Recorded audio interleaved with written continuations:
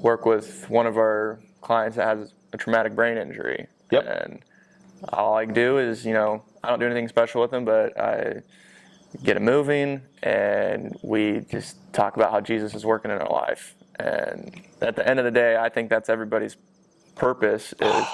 It's super simple, but I especially overcomplicate it. Like, I need to be making millions to be able to do all this stuff, and it's like, if you can't do it now, you're not going to be able to do it then. Yep.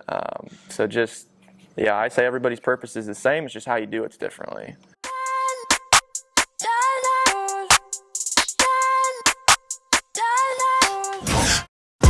It all speaks for itself. Grinding in silence, ain't nothing to tell. When we step on the court, we gon' bring it to light. And we stop and pop like we caught it a light. Stop asking what's wrong with me. You already know there's a dog in me. If there's no stopping my focus, man, make sure all my people gon' ball with me. Yeah, I came to compete, I'm a dog with it. Yeah, I came to compete with my paws in it. What's up, CTA family? It is your boy JD back on the Compete Mentality Podcast. And the Compete Mentality Podcast exists to motivate, educate, and inspire you guys to compete. Our definition of competing is doing what God calls you to do, even when it's hard, following the Spirit. And it is my pleasure to introduce Spencer Ballinger today on the Compete Mentality Podcast. Spencer, thanks for joining us today, my man. Yeah, thanks for having me. Excited to have Spencer. Spencer was one of my first clients, if not my first client, back in 2015-ish, I think. 15 or 16. 15 or 16. When CTA became an entity in 2015. So I think it was before that we started training. So it was it was 2015 before that, I know, where we were breaking into gyms and finding places we could work out. Spencer won a state championship at Oak Hill High School. Went on to have a great career at Huntington University. And we're going to dive into that. I think the coolest thing about Spencer, who now is a trainer and mindset coach here for Compete Training Academy, is that he has his own testimony and walk of how CTA transformed his life. And we're in the same barn right now that Spencer came to me at the end of his freshman year at Huntington and really was lost. And the Compete mentality, not only did he embrace it, but he then lived it out, and it helped him find the fruits of the Spirit: love, joy, peace, patience, kindness, gentleness, self-control, what we call the abundant life. It is not, in basketball, it's not the accolades, it's not the points, it's not anything that's going to satisfy you, but you just have peace and you love, and this light that shines through you, through the game of basketball. That's what Spencer found. So I'm excited to dive into that journey today with you, Spence. But before we do, I always got to start off a little lighter. And first off, we got to congratulate Spencer and Kristen that they recently got engaged. Kristen is a trainer here at CTA too. So first marriage product of CTA here. And I'm excited to officiate your wedding. Yep. That'll be fun. So keeping it all in-house. But if you're taking Kristen out on a date, where are you guys going? What are you ordering? Ooh. That's a tough one because it really depends on what mood I'm in. I would say probably a lot of time we keep it local. So maybe Casa Brava is kind of our go-to. Can't go wrong. She gets the roast con pollo. I get what's the burrito called? Burrito Pancho Villa or something like that. Yeah. But today, if we were to go out, I'd probably choose Jefferson Street. Just changes all the time based on what I'm feeling. So it's one of those, where do you want to go? Where do you want to go? Type of thing. And then finally I decide. So gotcha. So she's cool with you deciding. Yeah, she likes it when I decide, which I don't always like to decide because I want to do what she wants to do. But it works. Yep. We figure it out. So. Hey, we'll figure it out as we go here. Yep. Well, Spencer, there's just so much to take out of your story. And I want to start with, so now, how old are you now? 24. You're 24. I remember helping you through the challenges of your college basketball career, just like it was yesterday. And then they don't prepare you for the real world. No, not at all. So I want to speak to the audience who's just graduated college and they're trying to figure out, what am I going to do? Who am I going to marry?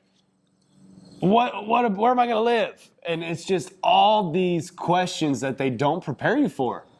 Yeah. And so what's been the biggest challenge after graduating college and entering the real world for you? Definitely like going with what the world or society is saying. When I graduated, in college, I knew that training was what I wanted to do. But then when people started bringing up the financial side of it, like when you start out, you're probably not going to make a lot and all that stuff. It was like, all right, maybe I should get in, make it a side gig type thing. And that works for some people, but for me, I had known for about 2 years that's what I was going to do. And so I ended up working at like Dollar General warehouse. I was working 40 plus hours there on top of training here and coaching over at King's Academy.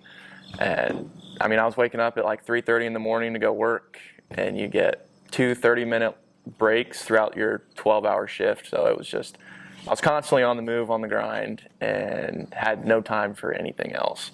So then I ended up getting to a point where it was just like, I can't do this anymore. Like the money's good, but I don't care about that stability. Like I don't have any, like you're saying, the fruits of the Spirit. None of that was, I was giving up everything that I had been building in college as far as disciplines and stuff. So I went through dream season with you. Yep. And decided I was going to walk away from that, and ended up kind of, again, still focused on the financial side of how am I going to have this security. So we went into some financial advising stuff, thought better schedule, but I'll still make good money. Basically spent all the money I'd made from Dollar General into the training for that. And then I got to a point where I was like, I know this isn't what I'm supposed to be doing. I talked with my boss throughout the training. He's like, where do you want to go? And I gave him all the right answers, but deep down, I knew that I wanted to be training, and it was just that financial barrier. So as soon as I decided and just had the courage to take that step of faith and walk away from that and just trust that, I would be provided for in whatever way God would do it, and not how I could do it, is when I had the fruits of the Spirit, the love, joy, peace, patience, kindness, gentleness, self-control, all those things. And that is a way better feeling than thinking I have financial security. So I would just say, don't fall into the trap of money. I would just move money aside and say, what do I want to do? And how can I make a living doing it? Wow. That is such an awesome answer. And truly it was an honor. Dream Season is my mindset training program. And it was evident in Spencer, the light he has to shine and what lit his eyes up, the passion that's burning in his heart, the dream that kept him up at night was becoming more and more evident. And each person has that in them. You have a purpose. You have a calling. And if you're not excited about what you're doing, you should be. Yeah. And because that's why you exist. That's why you're here, to point others to Jesus, ultimately. So I love how Spencer said, you do not conform, Romans 12:2, do not conform to the patterns of this world, but be transformed by the renewing of your mind. And you had to say, you know what? Society tells me I need to make this much money. Society says I need to have X, Y, and Z. And you said, no, this is what God is calling me to do. Jesus is the way, the truth, the life. Dude, such a good answer. If you're a listener paying attention to this, I want to encourage you to take that leap of faith for yourself. Spencer, I want to dive more into, as we're getting juicy right here at the start on our topics here, what's been your biggest God moment in your life? I feel like as I'm like grow and mature, every God moment just gets bigger. I think that's because my faith deepens, and so He can go a little bit deeper with me. So I would say probably back in, well, I'll give some kind of backstory to Kristen and how we met, but it leads up to just kind of when we finally became official. But I knew her in high school, and I actually remember the first time I saw her, I told one of my buddies I was going to date her. And I didn't know her, I knew nothing about her. And I think he was kind of like, oh yeah, me too. You know, she's good looking or whatever. But went through high school, kind of friends in the same PE class, that was it. Get to college, and you know, we dated other people and stuff. We didn't like hang out or anything, but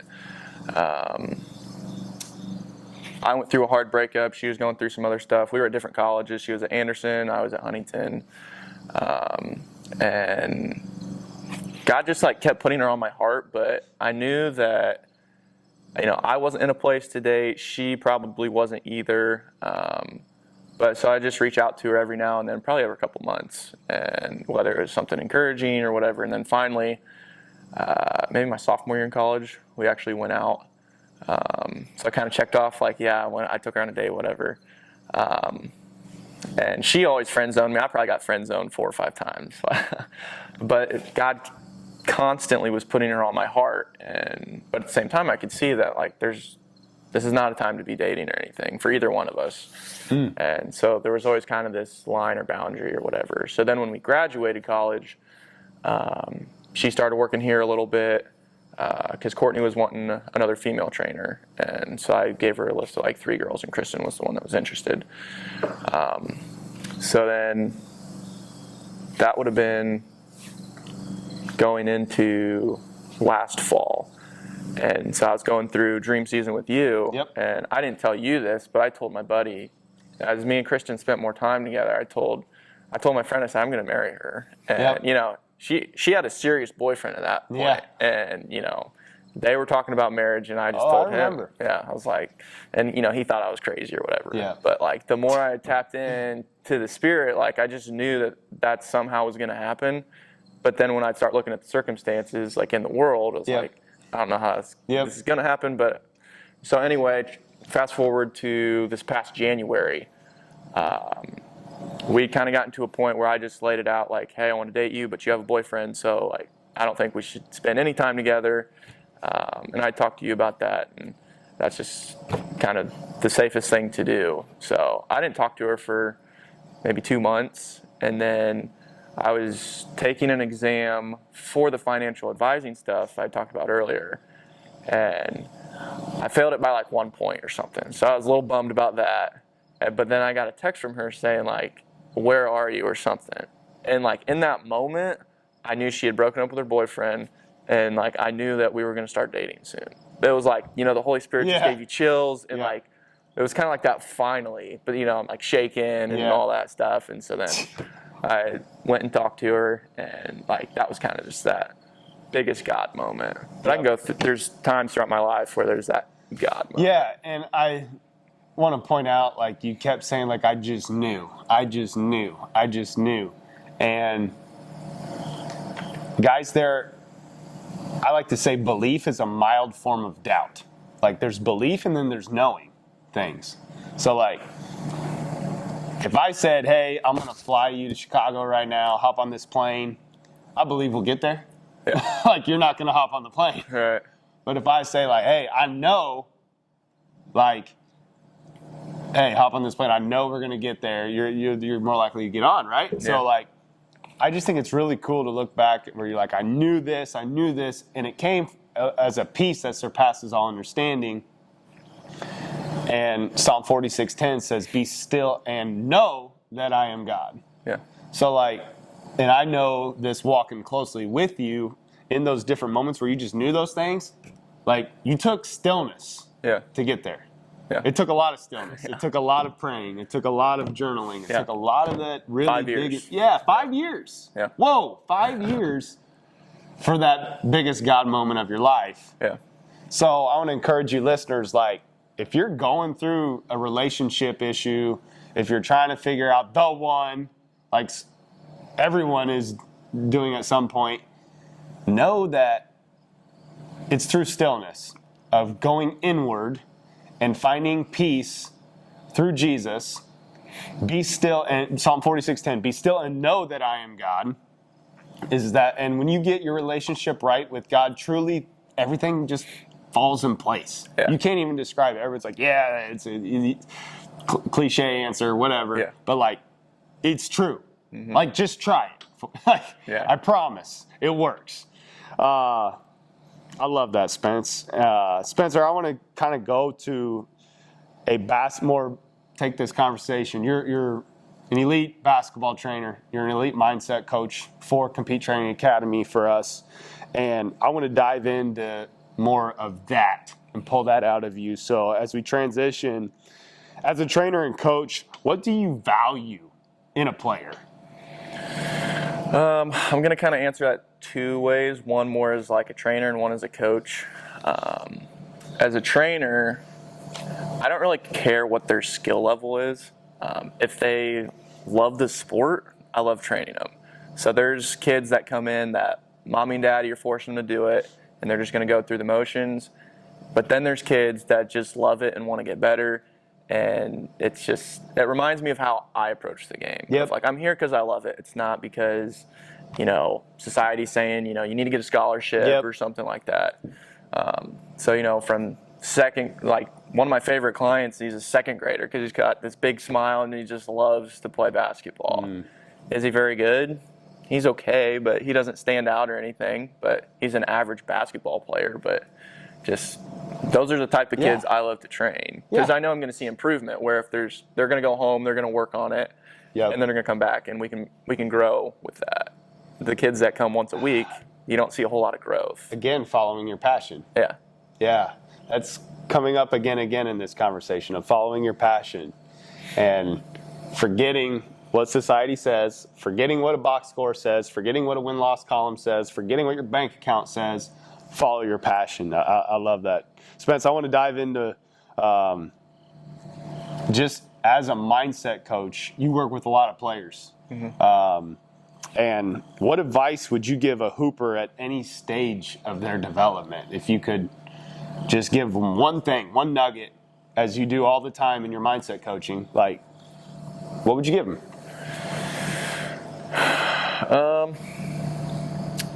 I usually give my story because it's unique, and I have a lot of kids that they're like juniors, seniors, not getting scholarship offers and they want to play. So it goes back to what we're talking about of just like believe and don't focus on the blockage. Like whether a lot of kids, it's their high school coach. They just don't let me, go get 20 or whatever. Right. And I hear that over and over and over. I don't fit the system type of stuff, which there's some truth to that, but that's not going to hold you back from getting a scholarship. Facts. Like you've got to figure out how to grow and how to play within that system and make everybody else better. And the scholarship's going to come. Mine came through AAU and I played in 4 tournaments. So it's not 100%. But they were watching me throughout my high school career. And there's just a lot of different ways to get looked at. So I would just say don't focus on the blockage. Yep. Losers make excuses, winners make it happen. Yeah. It's that simple. If you're not playing, it's not your coach. Right. If you're not playing, it's not your coach. If you're not succeeding in an area, it's not anything external or losers point fingers. Quit pointing fingers. Look yourself in the mirror. Take ownership of your life. That's what winners do. That's what it means to compete. Yeah. Take ownership of your life. Take ownership of mind, body, spirit. Double down on yourself. All right? If something's not working, it's not anything external. We like to say here at CTA, as within, so without. Your outer world is a reflection of what's going on inwardly. All right? So maybe you needed to hear that today. Maybe you needed to hear to take ownership of your life. All right? Remember that. It's always up to you. If you have your health, you got 1,000 dreams. If you don't have your health, you got one dream. That's to get healthy. All of you listening and have a heartbeat and have your health, and that you got 1,000 dreams. Okay? You can have so many directions you can go. Quit making excuses. Take ownership. Spence, I love how you value chasing your passion. You have lived that. You have breathed that. You have made hard decisions and sacrifices to do that. Yeah. When you chase your dream, you got to sacrifice different things. So I'm just curious. We talked about money and not chasing money, but chasing your passion. So with that being said, if money didn't exist, what would you be doing right now? I'd be doing what I'm doing right now. You'd be doing what you're doing right now. Yeah. Like, I'm about to go over to the other barn and work with one of our clients that has a traumatic brain injury. Yep. And all I do is, I don't do anything special with him, but I get him moving and we just talk about how Jesus is working in our life. And at the end of the day, I think that's everybody's purpose. It's super simple, but I especially overcomplicate it. Like, I need to be making millions to be able to do all this stuff, and it's like, if you can't do it now, you're not going to be able to do it then. Yep. So just, I say everybody's purpose is the same. It's just how you do it's differently. So this is how I do it.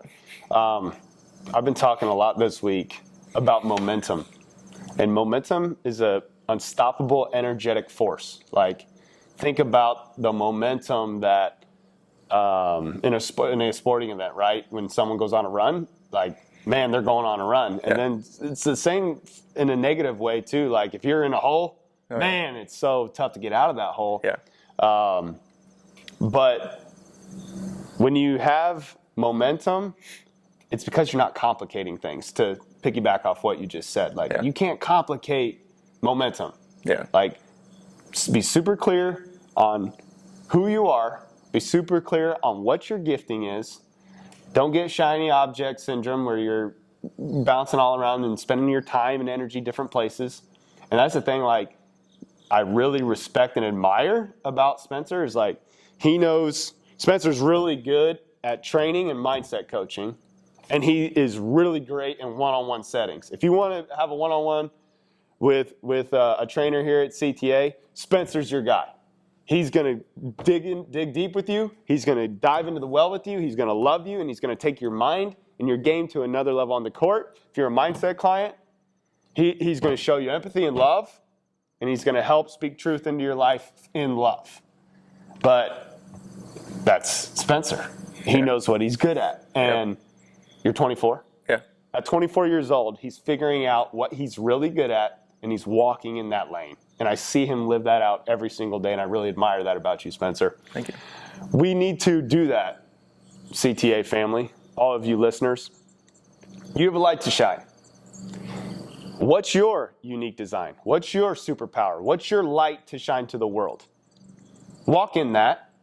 That's all you have to do.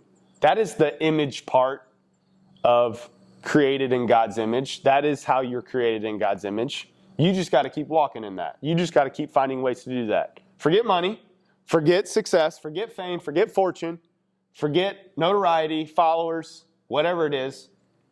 God's saying, this is the way, walk in it when it comes to your giftings.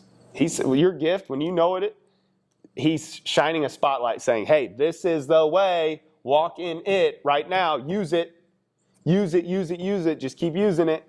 And I've seen Spencer do that. How long have you been working here now? Well, I interned in college, but just as a trainer. 2 years? Yeah, probably 2 or 3 years. 2 or 3 years now. I've seen him dial in his passion of saying, hey, this is the clarity, this is the way I need to walk in, this is my gifting, and I'm going to do it to shine my light. So good, dude. Thank you for that.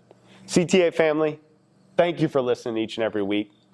I know somebody needed to hear this testimony from Spencer. I know somebody needed to hear that not to chase anything of this world, but just follow your passion.